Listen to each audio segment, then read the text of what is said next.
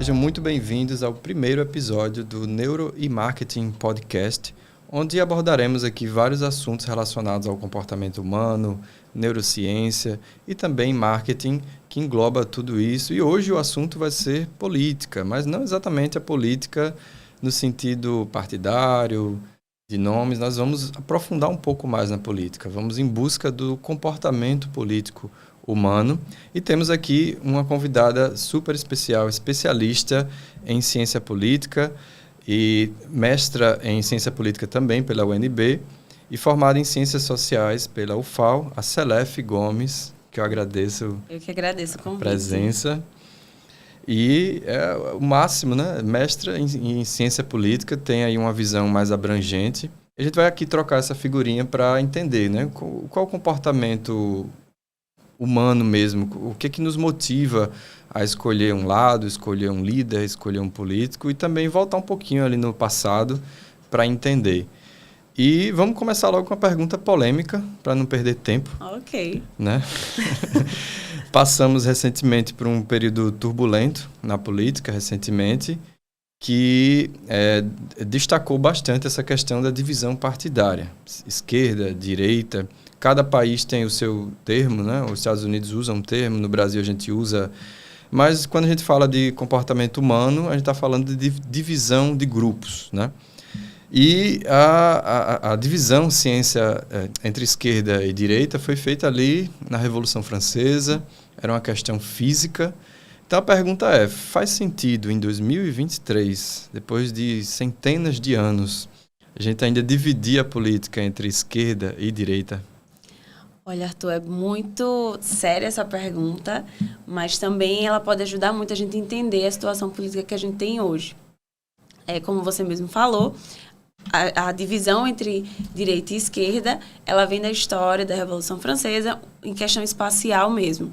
Então, quando a gente vai tornando a nossa sociedade mais complexa, a gente tem mais questões a serem tratadas, a gente divide a nossa sociedade em vários grupos. Então, essa divisão, essa dicotomia entre direita e esquerda, ela vai se tornando um pouco imóvel.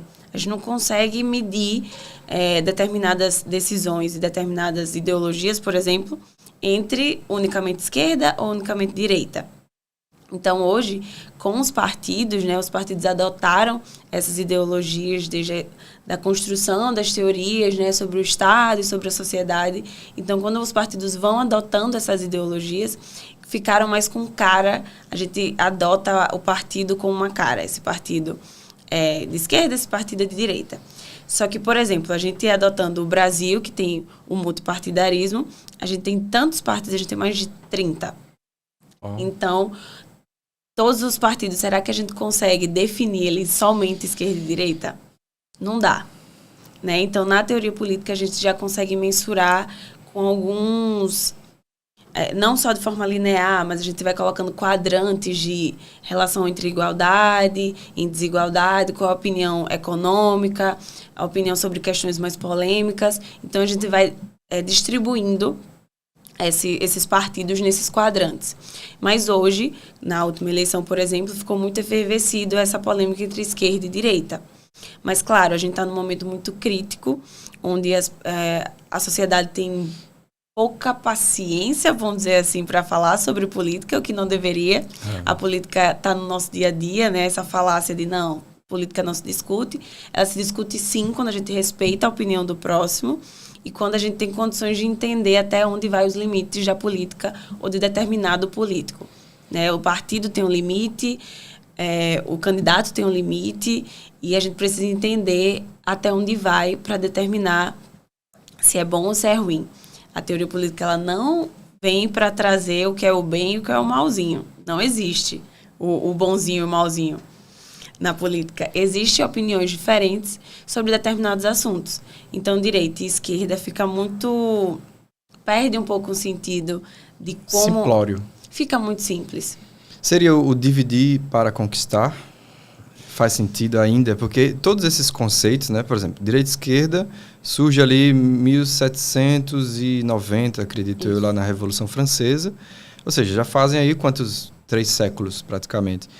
E quando a gente vai para a frase dividir para conquistar, foi de lá na época de Roma, que já fazem aí milhares de anos. Então, Isso. continuamos em 2023, depois de tanto tempo, utilizando termos. É como se o passado fosse um grande fantasma. Isso. Só que o mundo é bem diferente do que era naquela época, né? Hoje nós temos inteligência artificial, nós temos internet, redes sociais. Então, o mundo é completamente diferente do que era. Só que nosso cérebro continua igual. O cérebro, biologicamente falando, ele precisa, no processo evolutivo, de pelo menos alguns especialistas estimam 50 mil anos para você ter, de fato, uma percepção de mudança biológica no cérebro de uma espécie. E a gente não conseguiu ainda, a política não tem tanto tempo isso, né? Então, talvez isso venha de um princípio mais instintivo mesmo, né? Dessa divisão partidária, que também reflete em times de futebol, por exemplo. Sim, não só na política. Essa noção de grupo fica muito mais clara quando a gente vê esses outros exemplos. Um time de futebol, ele vai defender o seu time a qualquer custo, como pessoas que também tratam a política ou tratam um determinado candidato como uma briga de time, chegando ao uso da violência, como a gente viu alguns casos no ano passado nas eleições. Então, os extremos agora estão ficando parecidos. Porque, teoria da ferradura? Estão começando a ficar parecidos. Eles não são parecidos, mas os extremos, no sentido de uso da violência, no sentido da afirmação e da discussão, não ter mais discussão, não ter mais empatia pelo outro, porque o outro não concorda comigo. Não, a gente não está tendo mais essa empatia, ou talvez a gente nunca tenha produzido empatia tamanha para a gente concordar ou respeitar a opinião do próximo. Talvez porque durante a maior parte da história da humanidade, né, quando a gente fala maior parte, estamos falando aí de algumas dezenas de milhares de anos, nós convivíamos em tribos nômades. Então, tem um especialista, o Número de Dunbar, né, que foi um especialista que ele fez um estudo de várias civilizações e ele chegou ao número de 150. 150 era tipo assim o número máximo de uma sociedade nômade tribal dos nossos ancestrais ali de pelo menos 50, 100 mil anos. Então, quando a gente tem o fenômeno das cidades-estado, da organização, o Yuval estima ali no livro Sapiens, que é um livro que eu recomendo bastante, né, que ele traça ali de uma forma... Ele tenta simplificar a história da humanidade para que a leitura fique mais agradável, porque, obviamente, não tem como se abraçar todos os aspectos da história. Mas ele determina 2 marcos principais, que é a Revolução Agrícola, que, de fato, mudou para sempre a história da raça humana, principalmente o nosso comportamento, e a Revolução Cognitiva, que foi exatamente quando nós passamos a abstrair o mundo. E essa abstração hoje é muito forte na política, né? O nosso cérebro, ele tem que interpretar a realidade de alguma forma. Ele não foi produzido ao longo de milhares de anos para interpretar a realidade tal como ela é de fato. Porque senão nossos cérebros teriam uma sobrecarga de informações, seríamos incapazes, inclusive, de raciocinar. Por isso que temos vários atalhos cognitivos, vários, que eu diria, bugs cerebrais, digamos assim. E esses bugs, eu acredito que são mais visíveis, mais perceptíveis no ambiente da política, né? O meu livro, Homo Políticos, que você teve a oportunidade de ler, né? Sim, maravilhoso. Eu recomendo. Que está em processo de atualização aí para a 2ª edição.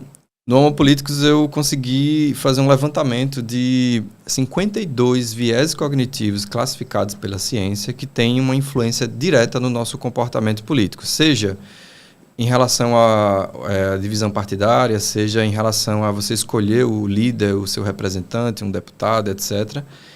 E olha só, 52 é muita coisa. É muita coisa. É muita coisa. Por quê? Nosso cérebro não foi programado nem preparado para viver em sociedades complexas, né? Isso é muito recente quando você pega de um ponto de vista evolutivo. Vamos pegar aí 5 mil anos, né? Desde o surgimento das primeiras civilizações tal como elas são. A Revolução Agrícola, 10 mil anos. Muito recente. Então você pensa, nossa, 10 mil anos é muita coisa, mas como eu falei, são 50 mil para você ter alguma percepção de mudança biológica ali no processo evolutivo. Então, em resumo, é como se nós ainda fôssemos tribais, nós ainda estivéssemos ali em tribos nômades com 150 pessoas. Ele até não o Dunbar, mas outro especialista, ele até comenta sobre isso, né? Você pode ter 500 mil seguidores nas redes sociais, mas são muito poucos aqueles com os quais você tem um contato verdadeiro, você visita-os pessoalmente, ou você conversa com aquelas pessoas. Seus amigos de verdade. As pessoas que você tem um contato mais próximo. Você não vai conseguir ter contato com 500 mil pessoas. Aquilo é audiência, não é amizade, né? Então, nós continuamos carregando um cérebro biológico, só que num contexto bem diferente. Qual é o resultado que temos visto com cada vez mais força? A tecnologia evoluindo, as sociedades evoluindo, as dinâmicas sociais mudando e nosso cérebro continua igual. Então, hoje... As atitudes da gente também. Agora estamos tendo uma guerra, então também existe uma divisão de você ter que escolher um lado, você se posicionar, e sempre essa dicotomia existe em tudo, né? Num time de futebol. Então, por quê? O cérebro é mais fácil para o cérebro escolher entre duas opções. A terceira opção sempre atrapalha, né? Ela sempre causa um problema. Quando não tem só a terceira, tem a quarta, tem a quinta. Tem tantas questões que a gente precisa lidar. Hoje a gente é bombardeado com várias informações em apenas uma hora no Instagram ou no TikTok. Então, imagina essa quantidade de informações que a gente tem e talvez essa simplicidade entre escolher entre o bonzinho e o malzinho seja a forma mais fácil de lidar com a situação. Mas isso tem uma consequência gigantesca no contexto geral, de não ter discussões a partir desse ponto. Mas você é de um lado, então realmente você não vai entender nada que eu fale. Ou eu não concordo com nada que você diz. Mas a gente tem tanta informação, a gente tem tanta coisa para opinar e para dar a nossa opinião, ou dar o nosso voto, ou participar de determinado evento, que isso impacta diretamente na forma que a gente se comunica. As pessoas não estão podendo conversar. Nas últimas eleições, amigos deixaram de ser amigos, familiares deixaram de se falar por questões que que têm um impacto gigantesco na nossa vida, que são as eleições, porque tem. Mas será que vale a pena tornar a discussão sobre política tão agressiva e tão violenta a ponto de você perder contato com alguém? Será que o impacto do presidente, do governador, do prefeito tem essa capacidade tão forte de invadir o seu grupo social, as suas amizades, os seus familiares? Essa questão é que a gente ainda está, mesmo depois das eleições, as discussões ainda existem. Né? Pós-eleições, a gente teve eventos ainda muito acalorados, como se estivesse na eleição. A gente parece que não saiu da eleição. A gente ainda está nela. Pelo calor das emoções entre dois lados, dois extremos lados. Eu acho difícil sair porque é um aspecto instintivo do ser humano, né? É como se fosse uma briga de tribos. Então, se você analisar, por exemplo, sociedades indígenas mais antigas, ou até algumas que ainda são remanescentes, antes da colonização, os indígenas brigavam entre si, as guerras eram entre tribos. Então, eu participo da tribo X, você participa da tribo Y. Dificilmente as tribos se unificavam, dificilmente as tribos entravam em consenso. Era muito raro isso de acontecer. Então, ninguém tem que ganhar. Só que hoje no mundo não temos mais tribos. As tribos, elas são ficções, né? Eu gosto muito do Yuval quando ele fala dessa questão das ficções. Inclusive é um dos capítulos do Homo Políticos. Eu falo sobre as ficções políticas. Por que o nome é ficção? Porque elas só fazem parte da nossa cabeça. Elas não existem no mundo palpável, no mundo real. Porque o nosso cérebro, ele tem esse mecanismo de criar ficções por conta do córtex pré-frontal, que é uma região que fica aqui atrás da nossa testa, que é responsável, entre aspas, por nos tornar humanos, né? Que nós acreditamos que somos aquele animal especial. Evoluídos. Alguns nem acreditam ou nem aceitam a ideia de que somos animais de fato, né? Somos primatas, inclusive. Nós temos nossos primos evolutivos, que é o chimpanzé.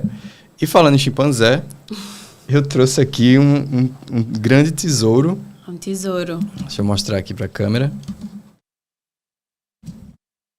Que é uma edição original de 1983 da revista O Almanaque Caceta Popular, que é o Macaco Tião. Quem nunca ouviu falar no Macaco Tião? Tão famoso. O famoso Macaco Tião. Foi uma sátira, uma brincadeira, uma campanha fictícia que o Cacete Planeta, antes de ir para a televisão, eles tinham essa revista. Eles lançaram o Macaco Tião como um candidato à Prefeitura do Rio de Janeiro, naquela época. E, surpreendentemente, o Macaco Tião obteve 400 mil votos. Que era tudo pela evolução. Tudo pela evolução, vote no Macaco Tião. É sensacional essa frase. Aqui é um exemplar raríssimo, original da época de 1983. Eu cito não só o Macaco Tião lá no Homo Políticos, como outros exemplos que aconteceram não só no Brasil, também existem outros exemplos, mas no mundo afora. Então, animais foram eleitos como melhor opção. Como a melhor opção para governar uma sociedade. É o chamado voto de protesto, né? É. E falando em animal, já vou soltar mais uma pergunta aqui. Aristóteles, 300 anos antes de Jesus Cristo, já afirmava que éramos animais políticos. Em que contexto ele falava sobre? Você concorda que realmente somos animais políticos? Eu concordo com essa revista é maravilhosa, até para falar sobre isso. Quando Aristóteles começa a discutir sobre a sociedade, sobre a questão do Estado, sobre quem é cidadão e quem não é, ele começa a criar um modo de estrutura ideal. Então, ele vai dizer que os cidadãos eles têm o direito de opinar, todo mundo tem que se juntar para criar uma comunidade que tenha um bem comum, né? Ele vai falar muito sobre que a gente não consegue viver só, a gente precisa viver em sociedade. Então, a Grécia Antiga estava, né, se estruturando, já era estruturada, mas estava ainda mais. Então, ele começa a discutir qual é o papel da gente, o que é que a gente está fazendo aqui. Então, primeiro, ele vai que é um animal social, o homem é um animal social. Claro, a gente sozinho, a gente não tem, desde a Grécia Antiga até hoje, a gente tem como provar que a gente não consegue viver só, a gente tem algum contato. Desde o próprio nascimento, a gente já tem uma estrutura muito forte, que é a família, que molda muito das nossas opiniões, molda muito até do nosso futuro. E então ele já vai começar a analisar isso do homem como um animal social. E quando ele começa a ver a questão dos grupos e da tomada de decisão e de quem é que vai ser o representante do grupo, ele fala que o homem também é um animal político. De fato é. A gente não pode negar a existência desses mecanismos das leis, das normas, dos nossos direitos, dos nossos deveres no dia a dia. E ele torna isso muito ideal, que todos eles precisam se juntar e formar um grupo com um representante que tenha condições de trazer as melhores bem-estar, né, social. Ele começa a fazer isso. Só que, ao mesmo tempo, ele fala no mundo ideal. Porque quando a gente analisa a sociedade que ele está, ele exclui mulheres, escravos, estrangeiros. Então, era só um tipo de cidadão. Ele só considerava um tipo de cidadão como cidadão, de fato, daquela sociedade capaz de votar ou de abdicar. Então, ele vai para o ideal e firma aquilo como o fundamental para a sociedade. Ok, concordamos com Aristóteles. Com o passar dos anos e com o passar da complexidade, a gente vai vendo que o bem-estar social, para você, o bem-estar em sociedade é uma coisa, para mim pode ser outra. Pela minha vivência. Eu tive uma família que me moldou, e você também. E em contato, quando a gente começou a crescer e ter contato com outros grupos, isso também começou a modificar o nosso mundo da vida, né? Cada um tem um mundo da vida. Então, isso tornou mais complexo. Então, o bem comum e essa noção de que política é importante e é fundamental na nossa rotina, começa a se modificar. O poder começa a ter outros sentidos e outras consequências para a sociedade. A política, ela não foi criada artificialmente, é como se ela fosse um reflexo da nossa natureza, nossa própria natureza. E nós temos, você concorda, por tudo que vocês estudam de história política, né, de todos os momentos que mudaram para sempre. Nós somos hoje o resultado do passado dos nossos ancestrais. Que, por natureza, o ser humano é um animal hierárquico. Nós temos uma tendência a obedecer o líder, o macho alfa, digamos assim como acontece com outros animais, né? Várias sociedades animais, abelhas, inclusive, têm sua organização social, elefantes, hienas africanas, diversas espécies têm seus comportamentos políticos. Tem um alfa. Com o macaco-tião, inclusive, né? Não seria diferente. Nós temos, inclusive, 98,6% de semelhança genética com os chimpanzés. Lembrando que existem outros grandes primatas, como o gorila, o bonobo, o orangotango também, que são nossos primos evolutivos mais próximos. E nós somos que meio que uma mistura de comportamentos de todos eles. Não à toa que a melhor forma de você enxergar o comportamento humano, não só na política, mas em outras coisas, é você não ficar dentro do problema. O que seria dentro do problema? É muito fácil nós enxergarmos outros seres humanos do nosso ponto de vista de ser humano. Muito mais fácil. É meio viciado, digamos assim. Mas quando você olha para outros animais e espécies semelhantes, que têm comportamentos inclusive semelhantes com os nossos, conseguimos fazer algumas correlações de comportamento. Então, os chimpanzés, eles têm um comportamento muito parecido com o ser humano em relação à política. É por isso que eu digo, né? A pergunta é exatamente essa. Aristóteles fez essa afirmação ali 300 anos antes de Cristo. A ciência hoje confirma de forma taxativa que somos animais sociais, porque o nosso cérebro ele é social. Inclusive, a dor social, ela é uma dor física. Ela libera substâncias químicas que provocam dor física. Sensação de dor física. Imagina você ser excluído de um grupo. E isso reflete em tudo que é político, né? A exclusão do grupo, desde que você entra na escola, você é excluído ali de um grupo, você sofre um bullying, aquilo vai causar uma dor psicológica, uma dor física em você. Antes disso, na própria família, né? No nosso círculo familiar. Os mini-círculos. Isso. Você sofrer a dor do seu time de futebol que perdeu para um outro time. É o seu grupo perdendo e sendo excluído para outro grupo. O seu grupo perdeu uma campanha política. A ideologia que você abraçou, que você construiu a sua identidade e você perdeu. A perda é um sentimento que dói, é uma dor física. E nós não temos praticamente nenhuma consciência disso, né? Nós vivemos tão, digamos assim, nesse flow, assim, navegando como se tudo isso fosse muito importante, né? É muito importante eu defender político X que você nunca teve nem contato com aquele político. Que ele nem lhe conhece. Você nunca trocou 5 minutos de conversa com aquele seu líder, digamos assim. E é uma pessoa que muitos matam e morrem para uma pessoa que sequer você conhece. Isso não só acontece na política, tá, pessoal? Acontece também com celebridades, artistas, né? Vamos lembrar aí o caso de John Lennon, que foi assassinado. O próprio colega dele, o George Harrison, também teve um fã enlouquecido que tentou esfaqueá-lo. Então isso acontece, isso é o ser humano, isso é a essência da natureza do ser humano. E diante disso, deixo uma pergunta aqui, com todas as informações políticas que você tem, e agora que a gente está num momento assim meio de transição, né? Vamos ver para onde a gente vai, né? Não só no Brasil, mas em outros países também, estamos num momento até delicado agora. Como é que podemos votar melhor? Melhor não no sentido de, tipo, o melhor que é para mim. Para você. Né? Porque para Aristóteles era muito fácil naquela época. Quantas milhares de pessoas viviam ali na Macedônia ou em Atenas? E quantas... Hoje temos 8 bilhões de seres humanos na Terra, cada um com a sua cultura. Nós podemos trocar mensagens. Estamos assistindo na televisão tudo que está acontecendo lá no Oriente agora. Então, nosso cérebro... Você nunca foi para o Oriente, por exemplo. Você nunca foi para Israel, por exemplo. Mas o seu cérebro é como se ele estivesse lá. Criasse uma opinião, criasse um sentimento. Um sentimento, uma opinião, uma ameaça mesmo distante, mas você sente aquela ameaça.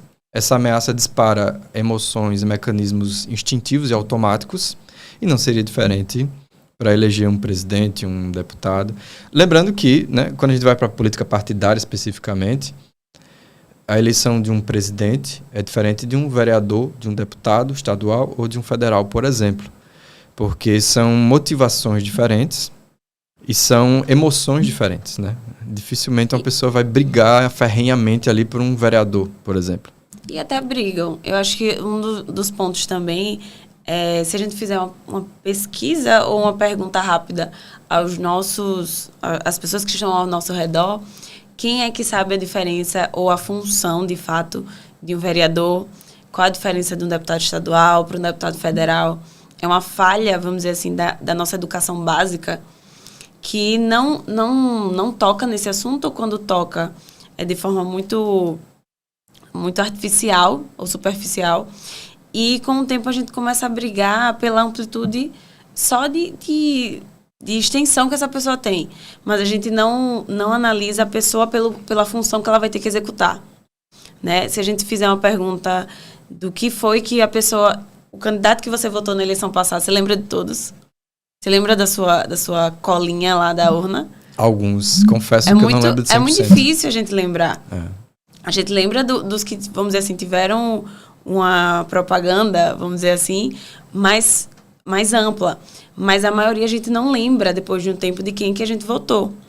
Então, é um curto período que a gente tem de discutir quem é a melhor opção, pelos nossos princípios, pela nossa ideologia, mas a gente nem acompanha o que é que a pessoa faz durante o mandato. Mas na outra eleição a gente continua defendendo.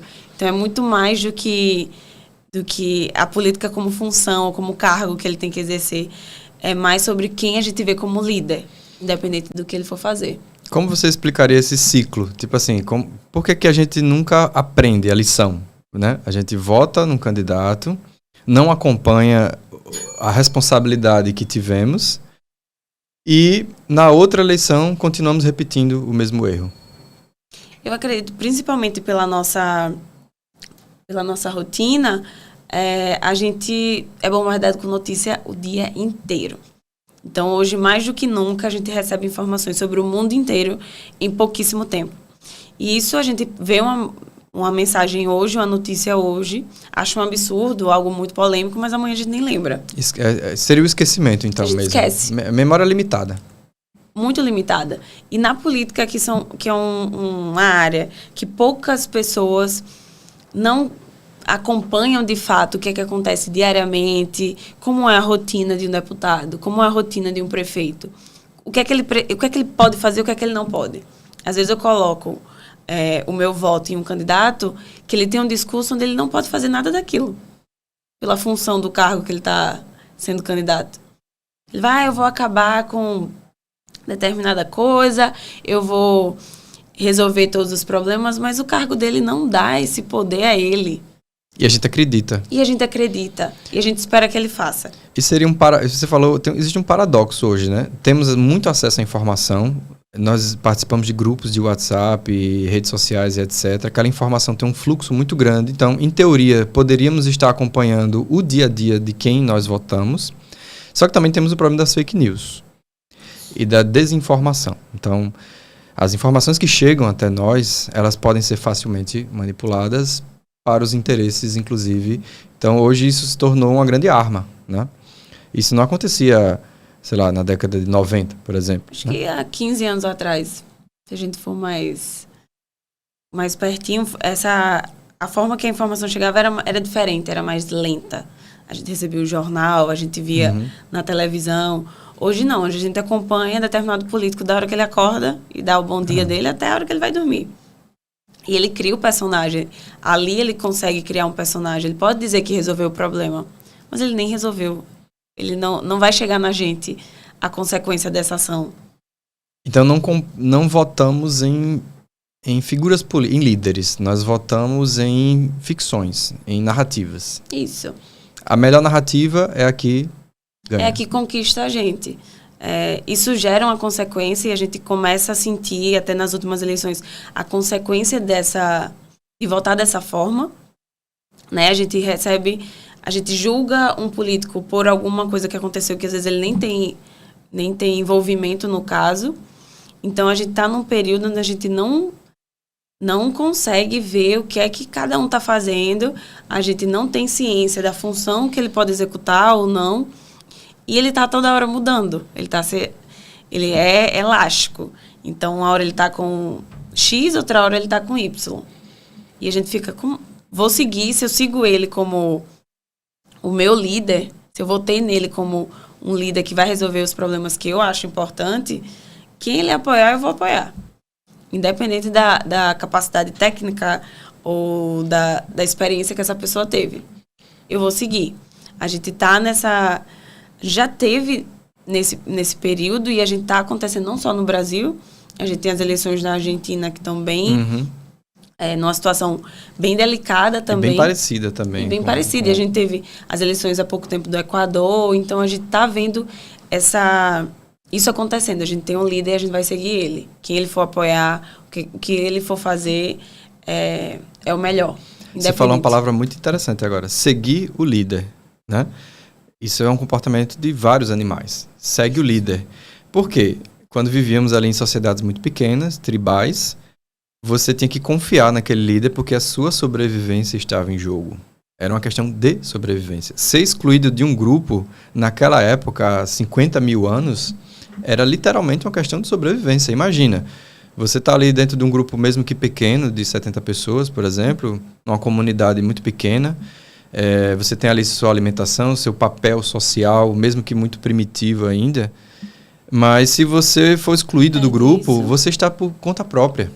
E nós somos animais sociais. Imagina então, você numa savana africana, por conta própria. Morte no primeiro segundo. Quanto tempo você acredita que sobreviveria sem a distribuição de tarefas comunitárias, né? Entre cada um com seu papel? Um vai caçar, o outro vai cuidar ali de coletar frutas e etc. Agora você por conta própria.